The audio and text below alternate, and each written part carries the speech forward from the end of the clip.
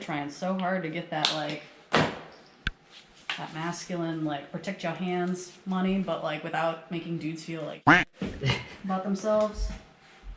Superior skin cream. Ugh.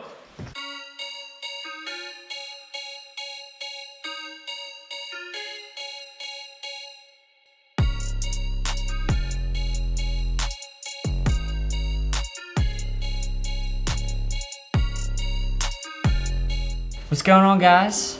Welcome to another episode of Inside the Lines. This week I'm sitting down with Corynne Ostermann, artist and musician here in Baltimore. Thank you so much for being on the show. Thanks for coming to my studio. I know it's a little bit of a hike. No, this is freaking it's pretty dope. And no, it's not a hike. And I haven't gotten a chance to do any coloring lately, so... Okay, so this is going to be pretty... Oh my god, this is like blast from the past realness. Okay. I'm very ready. So let's do it. So I believe we had selected I was going to say, you already pre-selected. She was way ahead of me. I selected, there was a cat and donut page. Okay. Was it that one? Yes, it's this one because I think it's like got this weird hamster. So that's yeah, that is a weird hamster. That's a unicorn hamster. Okay, yeah, so it was this one. Cool. Cool. So I'll close this up. For your future guests. And then we can jump. Yeah, because there's like sick like donuts and stuff all over the place. I mean, there's a lot of donuts for sure. Okay. So you jump it out. Dude, I'm a mess. I'm sorry. I try to keep it in the box, but no, I'll get to that point. Like, I'll jump it out. I would love to know. I would love to pretend that I'm like a neat human being, but when it comes to like art supplies, it's like, I mean, you can see my studio. It's currently just like exploding items everywhere. I like it. It's got character. That's what I say. I think I'm gonna go for the hamster because he's just too weird to not color immediately. Yeah, go for it. So tell everybody a little bit about yourself, Corynne, for those uninitiated. I am an artist who does many things in order to not starve to death. Okay. Here in our lovely city of Baltimore.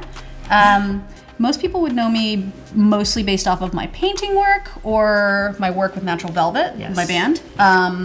But I also do art direction for film, styling, some music video work. Nice. I work at a museum also during the day. So pretty much anything that runs the gamut that's visual or music related, I do. Okay, cool. Just produced my first record this year. It was a lot of fun. So nice. Stuff like that. And yeah, this is my HQ, which is currently getting stacked up to the ceiling. And then when I'm not in my HQ, I'm at home hanging out with my cat. Nice. And that is pretty much my entire life in a nutshell. That's the whole thing. That's it, start to finish. There's nothing else cool that's going on. So starting with the art space, what are some things that inspire you as an artist? Oh man. It's a simple question, but a big one. Right now I'm having a moment where I'm utterly obsessed with chaos in popular culture and how it manifests in like, specifically in our like very late capitalist model of culture. Like, and I'm specifically referencing The Masked Singer. Okay. Have you seen the show? No, so I have not. It's fucking incredible. I'm sorry. I don't know if I'm allowed to like swear on this. Like, it's all good. It's all good. It's insane. It's actually crazy. I've seen previews of it, and I've kind of written it off. Honestly, I haven't watched it. If you were down for like, okay, so here's the premise on why I would argue that the show is like actually like great for a myriad of reasons. Okay. So it was originally a runaway hit in South Korea. So think about like I could totally see South that Korean right television, like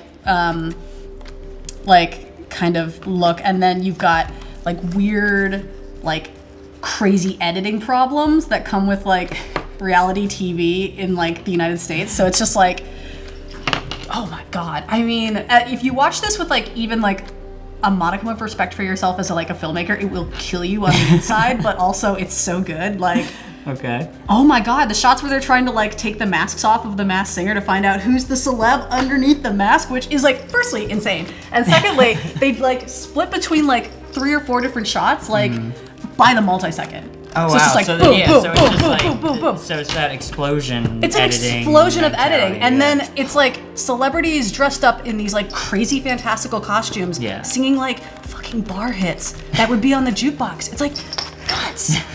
So we were talking a little bit before we started rolling, and we were talking about your fascination, I guess I could put it, with like Britney Spears and I love her. Princess Diana. Yes, I love my tragic blondes. Yes. As I had mentioned slightly before, but I'll reprise my role. Reprise my role as tragic blonde lover. No, it's just I love the tragic blonde, but I wanted a tragic blonde that couldn't be mined in the same way that like Marilyn Monroe has, visually speaking, because the iconography is so thick already with Marilyn Monroe imagery that I was like, I can't touch her with a 10-foot pole. And also like her branding was so airtight in a lot of ways. And granted, I'm saying that as somebody who's not an expert on Marilyn Monroe, so I'm sure somebody will get in the comments and be like, well, actually, she was a busted bitch in public, and these are the instances, like, okay, cool. But, I mean, there is nothing more iconic than Britney Spears shaving her head back in, what was it, 2008? Yeah, it was 2008. Yeah, it was like, yep. There's nothing more iconic. No, I mean... It's an unplanned performance. You don't see those from celebrities. Yes. Bruh. What's up, bud? Chief. Bruh, we gotta paint these donuts. We gotta draw these donuts, man. So tell me about like, as a female artist, right? Do you feel like there's another level of like struggle with that? Oh yeah. And if so, what do you feel like that is as being a female artist? So things have definitely changed a lot in the past decade, even. God, I'm sounding like such an old lady. Like, it's definitely gotten a lot better for women in the arts in general. Partially because we go out there and we kick ass. It's true. And we have to a certain degree. Yes. But on the other hand, there's still going to be, like, misogynists everywhere, glass ceiling crap everywhere. Especially if you're doing anything that's, like, remotely requires a graduate degree, of which I don't have one. So it can vary. In my case, when we first started out with Natural Velvet, the amount of shit that was like flying at us because we were fronted by a woman was really, really high. That being said, something like that would never happen in Baltimore this year because there's more bands, there's more diversity. The same people aren't running the scene the way that they were a decade ago.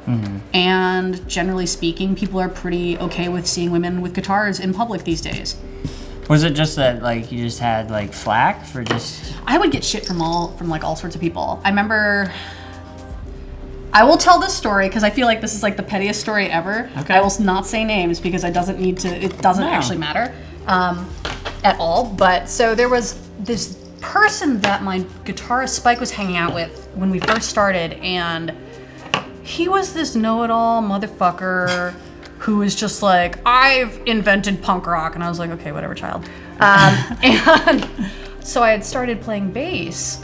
And I pissed this dude off because I had started playing bass in January 2012 and had Natural Velvet by August 2012. So I didn't play very long before Natural Velvet started. But it was also partially because I had been classically trained on trombone prior to that. So I had done my time, I can read music. So once I learned how to play bass, it was kind of like, oh, this is basically this, it was very easy to learn. This dude got pissed off that I was existing and that I was in public. And I remember he came over one time when we were finishing up a practice and he literally ripped my own bass out of my hands and he was like, let me show you how it's done, and grabbed a pick and beat the fuck out of my strings. Oh my God. And like, I very like, I didn't say anything at the time, and he later had to apologize to me because I was like, "This is fucking insane." Yeah, that's so messed up. But it was just like the way he apologized to me was so funny. Was it just like he was like, "I'm really sorry I did that to you, but also you also really need to get better at bass." And I was like, "Suck my dick, sir." I don't know what to tell you. I hate when people apologize with a butt.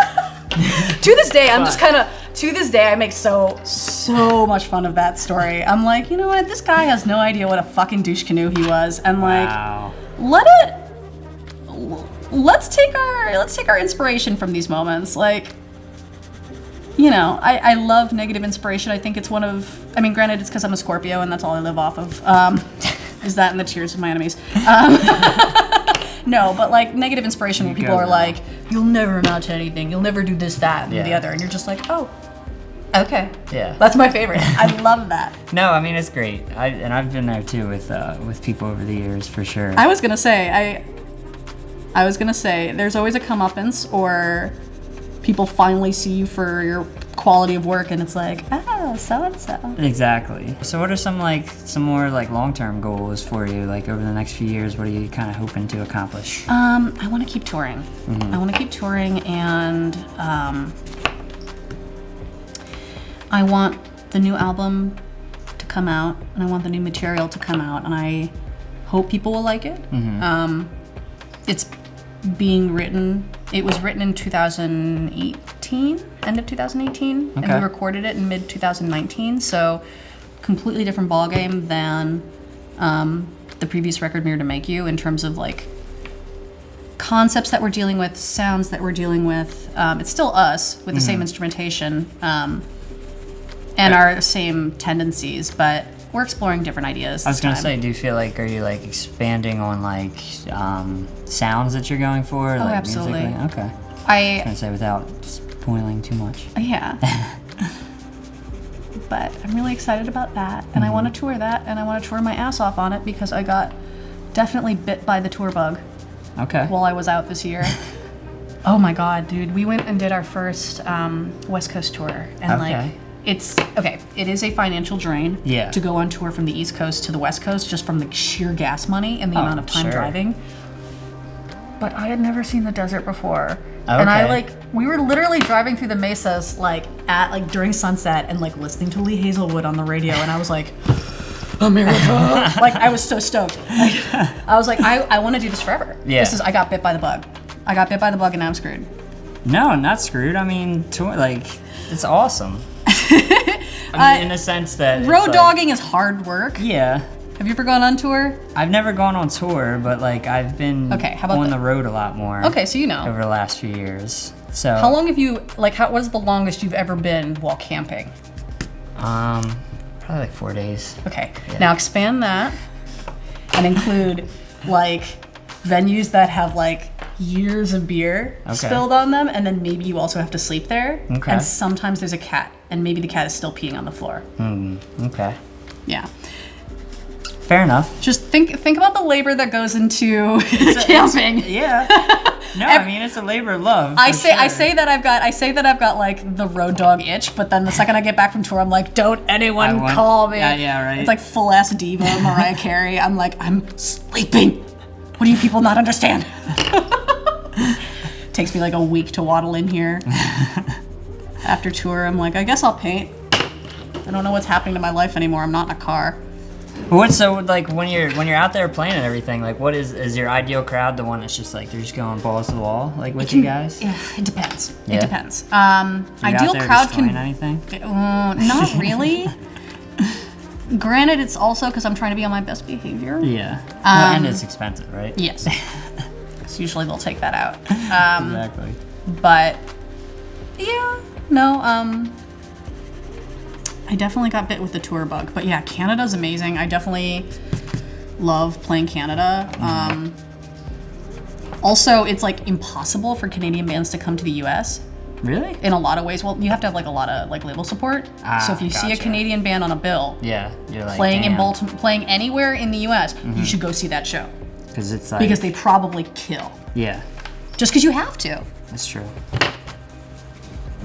They either kill or they were able to like sneak their shit in, which is like, good luck, man.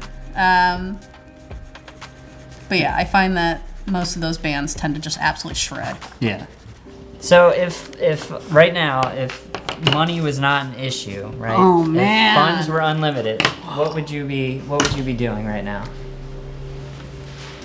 Like as an artist, I guess. Or would you even be doing art? Would you just be like, fuck it, I'm a millionaire? I'm just kidding. I would have an amazing closet, that's for sure. That's for fucking sure, regardless. Yeah. I would probably keep doing the same shit that I do.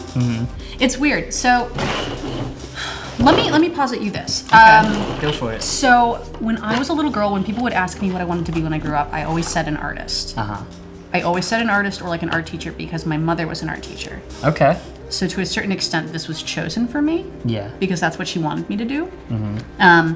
So to what end do I like, am I still me? Do you know what I mean? Yeah. Like, so I've been kind of trying to play with this idea in the first place a lot lately, because I'm just like, what would I do if money was of, like, what if money was of no importance and I just had like fuckloads of it, would I still be making art?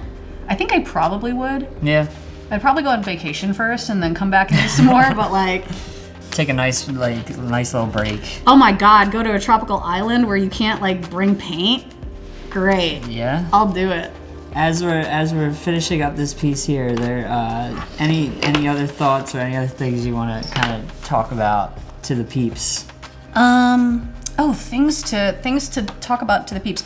I am very currently in that magical moment where all I'm doing is working in the studio and like doing all of the footwork for releasing new things, but nothing's ready yet, and it makes me want to scream. Yes, that is the worst period to be in. So please keep your eye open for new Natural Velvet stuff. I do not have a date for you. I would love to have a date for you. Believe me, I would kill a man to have the date for that, but Yes. I don't. I'm working on some poetry chapbooks. Okay. Those are extracurricular as hell. They are not a requirement. Who knows? I might be as bad of a poet as Jewel. It's very real. But you might be an amazing poet too. Have you ever read Jewel's poetry? No. It's a train wreck. I'll have to. It's another thing. You give me lots of homework, and I appreciate that. It's a train wreck. Yes, okay. You're like, how are you nominated for so many music awards and this is what you come up with? Are you serious? So hopefully I will not be releasing some chapbooks that read like a Jewel poem book. Yes. I have a lot of new material for Natural Velvet, and I'm working on some big paintings that got to get finished. Nice. And when they get done, then I'll have pictures to show people. This has been awesome, and as with every guest, I have a 90s authentic pog for you. Oh my god! Wild one! Wild one. Yes! Oh, and he's got the yin and the yang. Exactly. Oh, dude, this is lit. I know, right? Oh, I'm gonna have to go put this over with my cherub collection. Okay, perfect. It's gonna live with my broken angels over there. It's pretty dope, actually. I love them. Cherubs are a mess. Yeah. Do you like my pog, bro? Wild one! And then my other thing is just a Two Tony Productions pin. Thank you! Yeah, of course. Oh, thank you! You don't have a coat. I can't pin this on you. Yeah, that wouldn't be fun if we tried to pin that on you. I'll put it on my coat. Some We'll save you from the pain. abuse. Yeah, exactly. But you can definitely smell the pog, dude. Oh, this is lit. I'm gonna put this on right now because this is a fake leather jacket. And I can do that. But no, this has been great, and again, appreciate your time and everything. And Thanks for coming to visit. Yeah, of course. This Come is hang awesome out. I gotta studio. work on that playlist for you. Yeah, like I said, I'm totally down for it anytime. But Alright. yeah, thanks guys for watching. Thanks, It's been guys. great. Appreciate it again. Yes! Oh my god, what have we done?